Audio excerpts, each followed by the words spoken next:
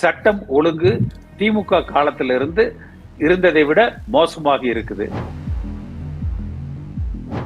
சென்றோம், பார்த்தோம், வணக்கம் தெரிவித்தோம், விடைபெற்றோம் என்கிற அளவுல 7 நிமிடங்கள் மட்டுமே தான் அந்த சந்திப்பு நடந்ததாக எனக்கு தெரிந்த தகவல்கள் சொல்றாங்க. பிரதம அமைச்சர் காங்கிரஸ் கட்சியை அமைச்சரவையில் சேர்த்தியது, கம்யூனிஸ்டுகள் ஆதரவோடு ஆட்சி அமைத்தது போன்றவற்றில் தன்னுடைய அதிருப்தியை வெளிப்படுத்தி இருக்கிறார். சந்திரசேகர் அவர்களது சகோதரியின் கணவர் சமீபத்தில் ஒரு என்போர்ஸ்மெண்ட் டைரக்டரேட் ரைடு அந்த குறிப்பிட்ட தேதிகள்ல நடைபெற்றிருப்பதாகவும், அந்த செய்தி கிடைத்தவுடன் விஜய் உடனடியாக சென்னை திரும்பி விட்டார் என்றும் சில செய்திகள் டெல்லி வட்டாரங்கள்ல சொல்றாங்க. வேலுமணி, விஜயபாஸ்கர் போன்றவர்கள் எல்லாம் பார்த்தீங்கன்னா மிகப்பெரிய ஊழல் பெருச்சாளிகள். இவர்களை அமைச்சரவையில் அனுமதித்தால் நம்முடைய அரசாங்கத்துக்கு ஊழல் பெயர் வந்துரும். நம்மளுக்கு ஏற்கனவே ஊழல் செய்வதற்கு ஆதவர்ஜுனா என்று ஒருவர் இருக்கிறார், அவரே போதுன்னு நினைச்சிட்டாங்க. ஆதவர்ஜுனா ஏற்கனவே வசூல் ஆரம்பித்து விட்டார் என்பதுதான் பரவலாக ஊடகங்கள்ல வர்ற கருத்துக்களாகவும் பொதுமக்களது பார்வைகளாகவும் இருக்கு. இதுவரைக்கும் ஆதவர்ஜுனா செலவு பண்ண காசை எடுத்திருப்பார் இந்நேரத்துக்கு. நீங்க விஜயபாஸ்கர் என்பதை விட குட்கா பாஸ்கர் என்பதுலதான் அவர் அதிகமா எல்லோருக்கும் தெரியும். வேலுமணி மீது பல வழக்குகள் நிலுவையில இருக்கு சென்னை உயர்நீதிமன்றத்துல. அதனால இதிலிருந்து தப்பிக்க இவர்கள் கையாண்ட ஒரு தந்திரம் என்றுதான் நான் பார்க்கிறேன். அதிமுக இருக்கிற ஒரு 25 முன்னாள் அமைச்சர்கள் இந்த 50 ஊழல்வாதிகள் மீது கடுமையான நடவடிக்கை எடுக்கணும்.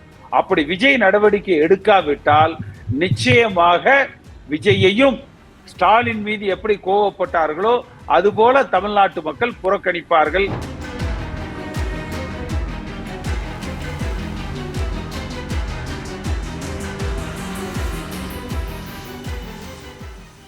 வாவ் தமிழா பல்ஸ் நேயர்களுக்கு வணக்கம். நம்ம கூட இப்போ அதிமுகவுடைய முன்னாள் மக்களவை உறுப்பினர் KC பழனிசாமி சார் அவர்கள் லைன்ல இருக்காரு, அவர் கூட பேசலாம். சார் வணக்கம். சார் வணக்கம் தம்பி. அதிமுகவில் இருக்க 90% பேர் தாவேக்கால தான் இணையறதுக்கான ஒரு ஆப்பர்ச்சுனிட்டியை தேடிட்டு இருக்காங்க. ஸோ அவங்களுக்கு விருப்பம் ஜாஸ்தியா இருக்கு அப்படின்னு சொல்லி இப்போ தாவேக்காவுடைய அமைச்சர் ஆதவர்ஜுனா சொல்லியிருக்காரு. அது உண்மையா சார்? அதிமுகவில் அப்படி ஒரு இதுதான் இருக்கா எல்லாருக்கும் தாவேக்கால இணையணும்னு? தாவேக்கால இணைய வேண்டும் என்கிற விருப்பம் அல்ல. அதாவது நீங்க 2 விதமா பார்க்கலாம். ஒன்று தேர்தலுக்கு முன், அடுத்து தேர்தலுக்கு பின். தேர்தலுக்கு முன்னால் என்ன ஆயிடுச்சுன்னா, தாவேகாவினுடைய விஜய் அவர்களது செல்வாக்கு, தாவேகாவினுடைய ஆதரவு என்பது ஒரு 15% 20%தான் இருந்தது.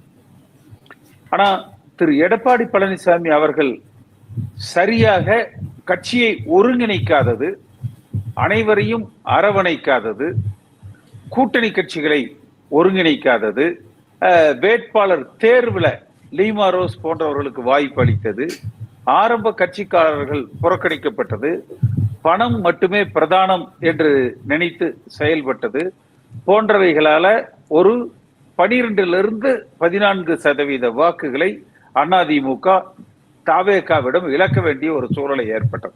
அதே போல திமுகவிலும் பார்த்தீங்கன்னா அங்க அவர்களிடத்துல ஏற்பட்ட அந்த குளறுபடிகள், காங்கிரஸ் கட்சியோடு ஏற்பட்ட குளறுபடி, மார்க்சிஸ்ட் கம்யூனிஸ்ட் கட்சியோடு ஏற்பட்ட குளறுபடிகள், கடைசி நேரத்துல OPS போன்றவர்களை எல்லாம் இணைச்சு ஒரு டெஸ்பரேஷன், தேமுதிக போன்றவர்கள் கடைசி நிமிடத்துல அங்க இணைஞ்சது, இந்த மாதிரியான அவர்களிடத்துல இருக்கிற உட்கட்சி குழப்பங்கள் எல்லாம் சேர்ந்து ஒரு 7%. சோ அப்ப தேர்தல் நேரத்துல இந்த 15% மேல 15-20% திமுக அதிமுக வாக்குகள் தாவேகாவுக்கு கை கொடுத்தது. அதனால அவர்கள் 35% பெற்று இன்றைக்கு ஆட்சியில் அமர்ந்திருக்கிறார். தேர்தலுக்கு பிறகு பார்த்தீங்கன்னா திமுக ஒன்னும் பெரிய சேதாரம் ஏற்படல. ஆனால் அதிமுக ஏற்படுவதற்கு காரணம் எடப்பாடி பழனிசாமி. ஏன்னா ஜெயலலிதா அவர்கள் 96ல ஒரு மாபெரும் தோல்வியை அதிமுக பெற்றது.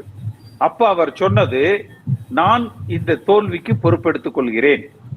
சசிகலா குடும்பத்தை நம்பி அவர்களை உடன் வைத்திருந்த காரணத்தினால அவர்கள் செய்த தவறுகளால் அவர்களுக்கு நான் கொடுத்த முக்கியத்துவத்தால், அவர்களது தவறான வழிகாட்டுதலால், அவர்களுக்கு இடம் கொடுத்ததற்கு நான் பொறுப்பு என்று அந்த குடும்பத்தை நான் வெளியேற்றுகிறேன் என்றெல்லாம் அவர் அறிக்கை விட்டார். அந்த தவறுக்கு அவர் பொறுப்பெடுத்துக் கொண்டார். ஆனால் எடப்பாடி பழனிசாமி இன்றைக்கு என்ன சொல்றாருன்னா, எடப்பாடி பழனிசாமியை தவிர மீதம் இருக்கிற அனைவருமே இந்த தோல்விக்கு பொறுப்பு என்று நினைக்கிறார். அப்ப ஒரு தோல்விக்கு அந்த கட்சியினுடைய தலைவர் எல்லா முடிவுகளையும் எடுக்கிறவர், வேட்பாளர்களை தேர்வு செய்கிறவர், ஏ ஃபார்ம் பி ஃபார்ம்ல கையெழுத்து போடுகிறவர் பொறுப்பு எடுத்திருக்கணும். இது ஒன்று. இரண்டாவது, திமுகவோடு சேர்ந்து ஆட்சி அமைக்க வேண்டும் என்று, திமுக ஆதரவில் இவர் ஆட்சி அமைக்க வேண்டும். உதயநிதி ஸ்டாலின் முதலமைச்சராக, இவர் மகன் துணை முதலமைச்சராக, அல்லது இவர் முதலமைச்சராக, உதயநிதி ஸ்டாலின் துணை முதலமைச்சராக என்றெல்லாம் உதயநிதியோடு சந்தித்து நடந்த பேச்சுவார்த்தைகள். இன்றைக்கு வரைக்கும் திரு எடப்பாடி பழனிசாமி அதை மறுக்கல. உதயநிதியை சந்தித்து திமுக ஆதரவோடு இவர் ஆட்சி அமைக்க முயற்சித்ததை எந்த ஒரு விசுவாசமிக்க அதிமுக தொண்டனும், உணர்வுள்ள அதிமுக தொண்டனும் ஏற்றுக்கொள்ளல. அது இன்னும் எரிகிற வீட்டுல எண்ணெயை ஊத்துறத போல எடப்பாடி பழனிசாமியை ஆதரிக்கிறவர்கள், எடப்பாடி பழனிசாமி முகத்துக்காகத்தான் இந்த 1 கோடிக்கு மேற்பட்ட வாக்குகள் கிடைச்சது, அவர் உத்தரவிட்டால், அவர் முடிவெடுத்தால் நாங்கள் திமுகவுடனும் அணி சேருவோம் என்றெல்லாம் பேசினது இன்னும் அதிமுக தொண்டர்களை கோபப்படுத்தியது. அதனால் எடப்பாடி பழனிசாமி இன்றல்ல என்றும் திருந்த மாட்டார். இவர் தலைமையில் அதிமுக என்றென்றைக்கும் ஆட்சிக்கு வராது என்கிற ஒரு நிலையில் திமுகவை எதிர்ப்பதற்கு நாம் வேறு வகையில் அரசியல் செய்யணும் என்கிற ஒரு முடிவுக்கு அதிமுக தொண்டர்கள் சில பேர் வந்திருக்கிறாங்க. ஒருவேளை ஒரு தலைமை மாற்றம் நிகழாவிட்டால் பலரும் அதிமுக விட்டு ஒதுங்குற சூழ்நிலைகள் வரும். எல்லோருமே அந்த ஒரு தலைமை மாற்றம் நடக்கணும், நடந்தால் மட்டும்தான் மீண்டும் அதிமுக ஆட்சி பொறுப்புக்கு வரும் என்கிற கருத்தில் உறுதியாக இருக்கிறாங்க. அப்ப அந்த சூழ்நிலை நிலவரது உண்மைதான் சார்? இல்ல, கட்டாயம் வரணும். அப்படி வந்தால் மட்டும்தான் அதிமுகவுக்கு எதிர்காலம். இப்போ பாத்தீங்கன்னா இந்த எலெக்ஷனுக்கு அப்புறமா எஸ்பி வேலுமணி அவர்களும் சரி, சி.வி. சண்முகம் அவர்களும் சரி தாவேகாவுக்கு ஆதரவு கொடுத்திருந்தாங்க. ஆனா இப்ப தாவேகாவோட அமைச்சரவையில பாத்தீங்கன்னா அவங்களுக்கான ஒரு இடம் அப்படின்றது கொடுக்கவே இல்லை. சோ விஜய் அவர்கள் அவங்களை ஏமாத்திட்டாங்க அப்படின்ற மாதிரி சொல்றாங்க. அது உண்மையா சார்? தாவேகா அமைச்சரவையில் இவர்கள் அமைச்சராக முயற்சி செய்ததே தவறு. ஒற்றை புள்ளியில் எடப்பாடி பழனிசாமி இந்த தேர்தல் தோல்விக்கு பொறுப்பெடுக்க வேண்டும், தலைமை பதவியிலிருந்து அவர் விலக வேண்டும் அல்லது அவர் விலக்கப்படுவார் என்கிற அந்த ஒரு முன்னெடுப்பை மட்டும் எடுத்திருந்தால் ஒட்டுமொத்த தமிழ்நாட்டு மக்களும், எல்லா அதிமுக தொண்டர்களும் இவர்களை ஆதரித்திருப்பார்கள், நான் உள்பட. யாரும் பெரிய ஆதரவை இவர்கள் பெறாம போனதுக்கு காரணமே, நாங்கள் 5 பேர் தாவேகாவில் அரசாங்கத்தில் அமைச்சராகிறோம், அப்படி அமைச்சரானால் அதிமுக கட்சியை காப்பாற்றி விடுவோம் என்கிற அந்த கருத்தை யாரும் ஏற்றுக்கொள்ளல. அடுத்து இவர்களும் எடப்பாடி பழனிசாமி செய்த பல தவறுகளுக்கு உடந்தையாக இருந்தவர்கள், அதை ஆதரித்தவர்கள். அதனால அது வலுப்பெறல. அப்ப இவர்கள் எடுத்த அந்த முயற்சி வலுப்பெறாததால் எடப்பாடி பழனிசாமிக்கு ஒரு மிகப்பெரிய செல்வாக்கு இருக்கான்னா இல்ல.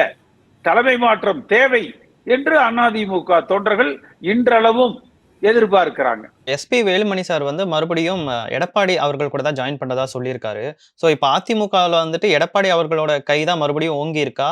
அதிமுகவினுடைய நோக்கம் இதற்கு முன்பு ஸ்டாலினை வீழ்த்த வேண்டும் என்பதாக இருந்தது. ஆனா எடப்பாடி பழனிசாமி நான் ஓபிஎஸ்ஐ வீழ்த்தி விட்டேன், இது பெரிய சாதனை என்று அவரை சார்ந்தவர்கள் முரசு கொட்டி பறைசாற்றி அவரை புகழ்ந்தாங்க. ஸ்டாலினை வீழ்த்துவது அதிமுக நோக்கமா, ஓபிஎஸ் வீழ்த்துவது அதிமுக நோக்கமா? அதே போல இப்பொழுது விஜயை வீழ்த்தி அதிமுக ஆட்சிக்கு வந்திருக்க வேண்டும் அல்லது இனிமேல் வர வேண்டும் என்பது நோக்கமா? விஜய் வேலுமணியை வீழ்த்தி விட்டார், சி.வி. சண்முகத்தை வீழ்த்தி விட்டார், இவர் மாபெரும் வீரர் சூரர் என்று எடப்பாடியை சார்ந்தவர்கள் புகழ்ந்து கொள்வது எந்த விதத்திலாவது அதிமுகவுக்கு பலன் அளிக்குமா? இப்போ சி.வி. சண்முகம் அவர்களோட அடுத்த கட்ட நடவடிக்கை என்னவா சார் இருக்கும்? இல்ல அது என்னவாக இருந்தாலும் அது irrelevant. நீங்க ஒரு சி.வி. சண்முகம் தாவேகாவுக்கு போறதுனாலையும் ஒன்னும் ஆயிடாது. அவரும் எடப்பாடியோட தலைமையை ஏற்றுக்கொள்வதாலும் எதுவும் ஆயிடாது. ஒட்டுமொத்த அதிமுக தொண்டர்கள் விருப்பம் ஒரு தலைமை மாற்றம் நடக்கணும். அந்த தலைமைக்கு தகுதியானவர்களாக லஞ்சம் ஊழலுக்கு அப்பாற்பட்டவராக இருக்கணும். ஏன் இவர்களை தாவேகால சேர்த்தல? இவர்கள் ஊழல்வாதிகள். இவர்களை அமைச்சரவையில் அனுமதித்தால் நம்முடைய அரசாங்கத்துக்கு ஊழல் பெயர் வந்துரும். நம்மளுக்கு ஏற்கனவே ஊழல் செய்வதற்கு ஆதவ அர்ஜுனா என்று ஒருவர் இருக்கிறார், அவரே போதுன்னு நினைச்சிட்டாங்க. அதனாலதானே இவர்களை அங்க அனுமதிக்கல. அப்ப இவர்கள் ஒரு பொருட்டு அல்ல. அதிமுக தொண்டர்கள் நினைப்பது, எந்த நோக்கத்துக்கு எம்ஜிஆர் இந்த இயக்கத்தை ஆரம்பித்தாரோ, எம்ஜிஆரோடு பயணித்தவர்கள், லஞ்ச ஊழலுக்கு அப்பாற்பட்டவர்கள், சாதிய அரசியலுக்கு அப்பாற்பட்டவர்கள், மதவாதத்தை எதிர்த்து நிற்கக்கூடியவர்கள், இந்த இயக்கத்தின் மீது உண்மையான விசுவாசம் கொண்டவர்கள் தலைமையில் இந்த இயக்கம் வழிநடத்தப்பட வேண்டும். அப்படி வழிநடத்தப்பட்டால் மட்டும்தான் ஆளுகிற வாய்ப்பை அதிமுக பெறும். சட்டசபையில வாக்கு எடுக்கும் போது சபாநாயகருக்கு முன்னாடி அதிமுக 2 அணியா பிரிஞ்சு, ஒரு அணி ஆதரவு தெரிவிச்சாங்க, இன்னொரு அணி எதிர்ப்பு தெரிவிச்சாங்க. ஸோ இப்போ ஒரு அணியில இருக்கவங்க தலைமையை மீறி அவங்க இந்த மாதிரி செயல்பட்டாங்க, ஸோ அவங்க மேல நடவடிக்கை எடுக்கணும் அப்படின்ற மாதிரி புகார் கொடுத்தாங்க. ஆனா இன்னும் சபாநாயகர் அதுக்கான புகார் அவர் எந்த ஒரு நடவடிக்கையும் எடுக்கல. ஸோ அவங்க நடவடிக்கை எடுப்பாங்களா? என்ன மாதிரியான நடவடிக்கை இருக்கும் சார்? நிச்சயம் சபாநாயகர் 3 மாத காலத்துக்குள் நடவடிக்கை எடுக்கணும். அவருடைய நடவடிக்கை என்பது அனைத்து 25 சட்டமன்ற உறுப்பினர்களையும் தகுதி நீக்கம் செய்ய வேண்டும். இவர்கள் சொல்வதை போல நாங்கள் சமாதானமாக சென்று விட்டோம், அதனால நீங்க நடவடிக்கை எடுக்க வேண்டாம் என்று எடப்பாடி பழனிசாமி சொல்வதால் அவர்கள் கட்சி மாறி வாக்களித்தது செல்லாது என்று ஒரு சூழ்நிலை உருவாகாது. சட்டமன்றத்துல அனைத்து ஊடகங்களிலும் அது ஒளிபரப்பப்பட்டிருக்கு. எல்லோர் கண் எதிரிலும் அந்த தவறு நடந்திருக்கு. கட்சி மாறி இவர்கள் வாக்களித்திருக்கிறார்கள். கட்சி மாறி வாக்களிப்பவர்கள் அந்த சட்டத்தின்படி தகுதி இழப்புக்கு ஆளாக நேரிடும். சபாநாயகர் இந்த 25 பேரையும் தகுதி இலக்கம் செய்வதற்கு அதிக வாய்ப்புகள் இருப்பது என்பது என்னுடைய கருத்து. விஜயபாஸ்கர் சாருமே தாவேக்கால இணைய போற சூழ்நிலை தான் சொல்லப்படுது சார். இருக்கலாம். அதாவது வேலுமணி, விஜயபாஸ்கர் போன்றவர்கள் எல்லாம் பார்த்தீங்கன்னா மிகப்பெரிய ஊழல் பெருச்சாளிகள். அவர்கள் மீது நிறைய வழக்கு இருக்கு. என்னுடைய அனுமானமே இந்த வேலுமணி, விஜயபாஸ்கர் போன்றவர்கள், எடப்பாடி பழனிசாமி இவர்கள் எல்லோரும் சேர்ந்து ஒரு நாடகம் ஆடி 2 விஷயத்தை இதுல சாதிக்க நினைத்திருக்கிறார்கள். ஒன்று, எடப்பாடி பழனிசாமிக்கு எதிராக அதிமுக தொண்டர்கள் திரண்டு எழுவதை தடுப்பதற்கான ஒரு மடைமாற்றம். அடுத்து, தாவேக அரசாங்கம் இவர்கள் மீது ஊழல் நடவடிக்கை எடுப்பதற்காக ஒரு மடைமாற்றம். இப்ப பாத்தீங்கன்னா எடப்பாடி மேல கோபம் இல்லைன்னு இவர்கள் ஒரு உருவாக்கத்தை கொடுக்கிறாங்க. யாரு?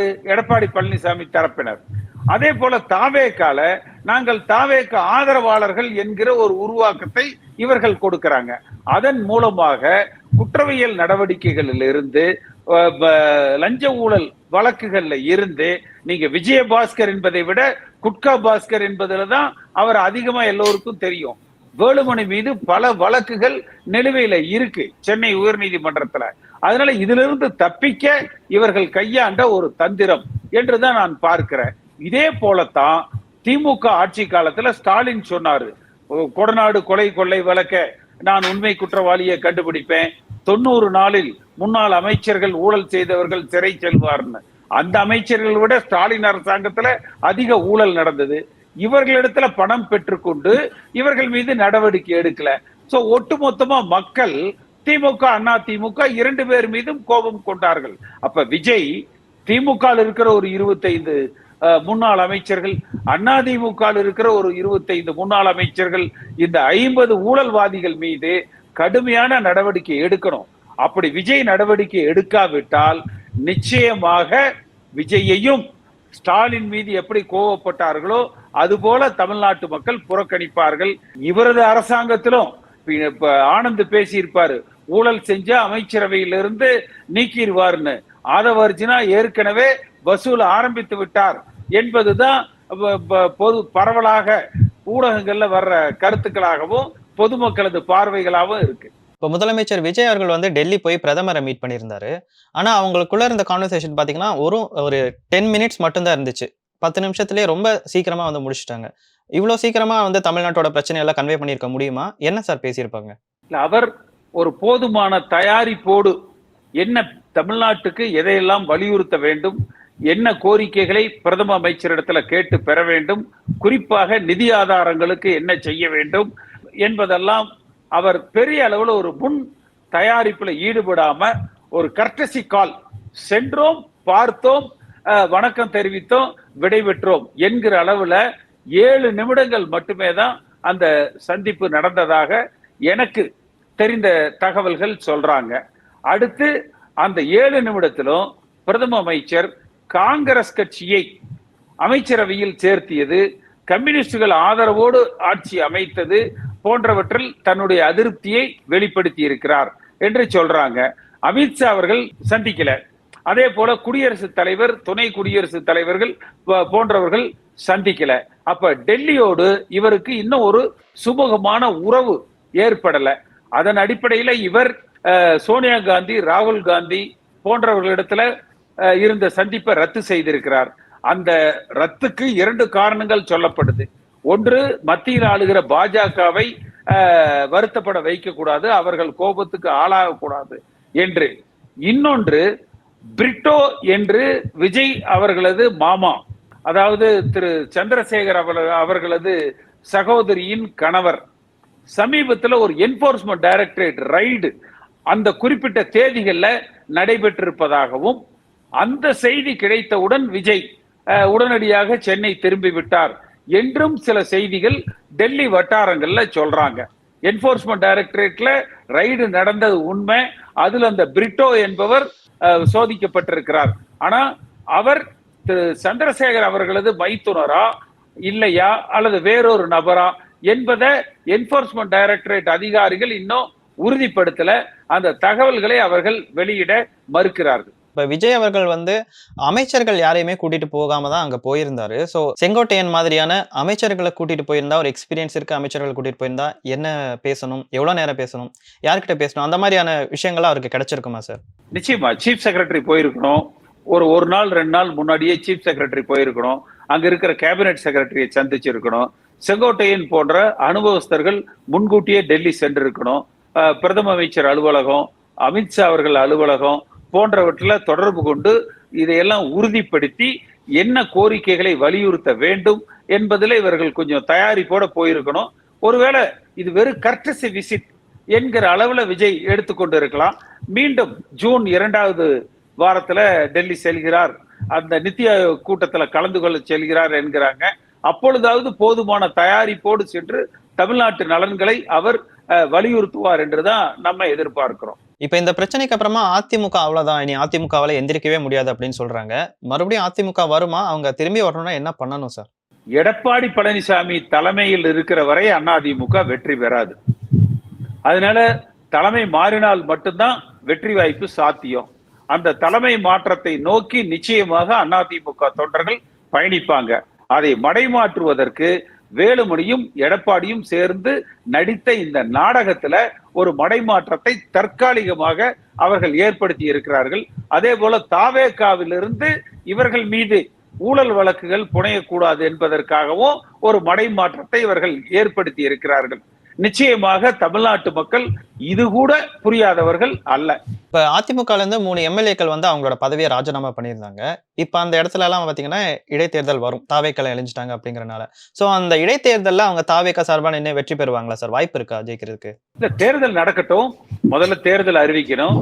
அந்த தேர்தல்ல ஒருவேளை எடப்பாடி பழனிசாமி மீண்டும் திமுகவோடு அணி சேர்ந்து போட்டியிடலாம்னு நினைக்கிறாரா என்று பார்க்கணும். தாவேக்கால ராஜினாமா செய்தவர்களுக்கு வாய்ப்பு கொடுக்கிறார்களா என்று பார்க்கணும். அப்படி வாய்ப்பு கொடுத்தால் அது கொஞ்சம் செட்பேக்கா இருக்கும்.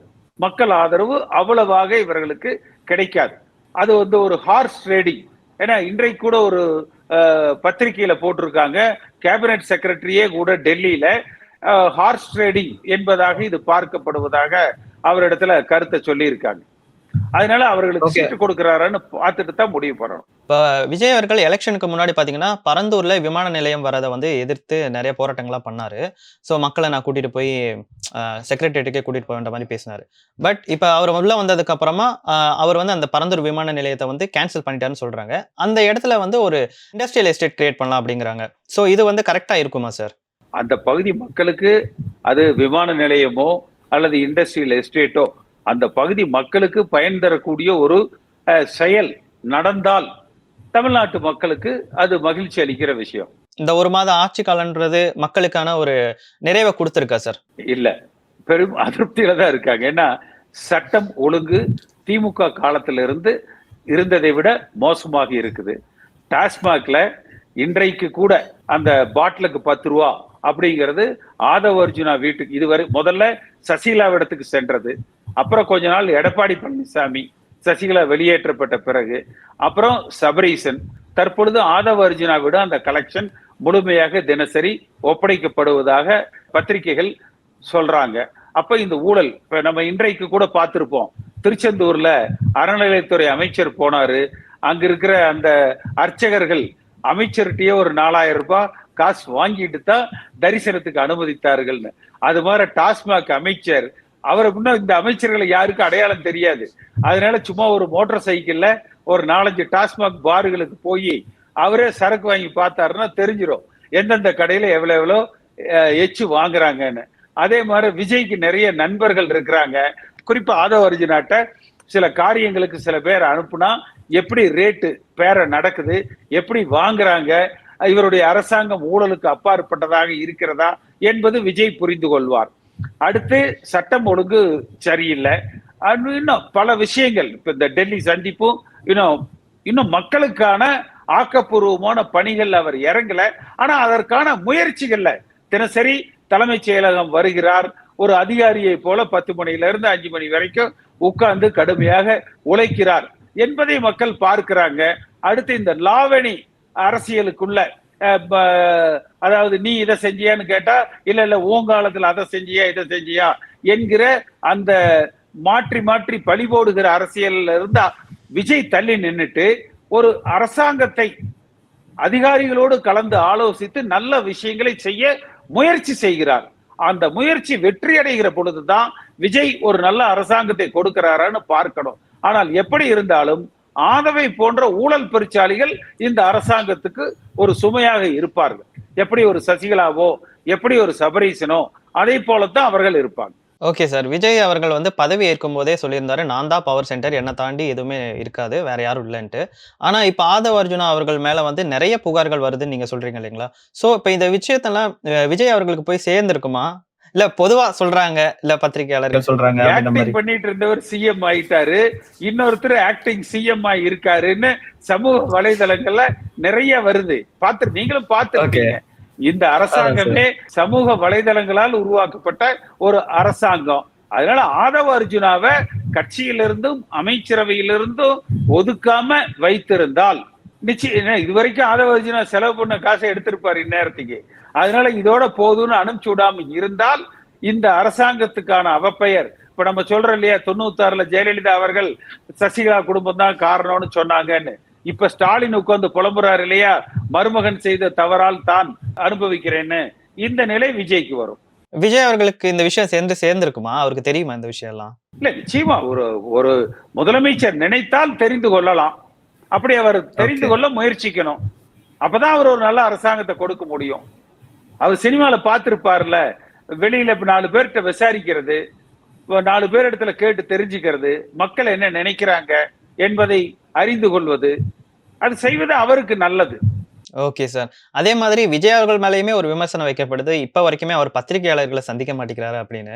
இல்ல, அது அவரைத்தானே கேட்கணும். பத்திரிகையாளர்களோடு வெளிப்படையாக இருக்கணும், ஒளிவு மறைவின்றி அவர்களோடு கருத்து பரிமாற்றம் செய்வது விஜய்க்கு நல்லது. ஏன்னா அவர்கள் நிறைய தகவல்களை அவருக்கு கொடுப்பாங்க, பகிர்ந்து அளிப்பாங்க.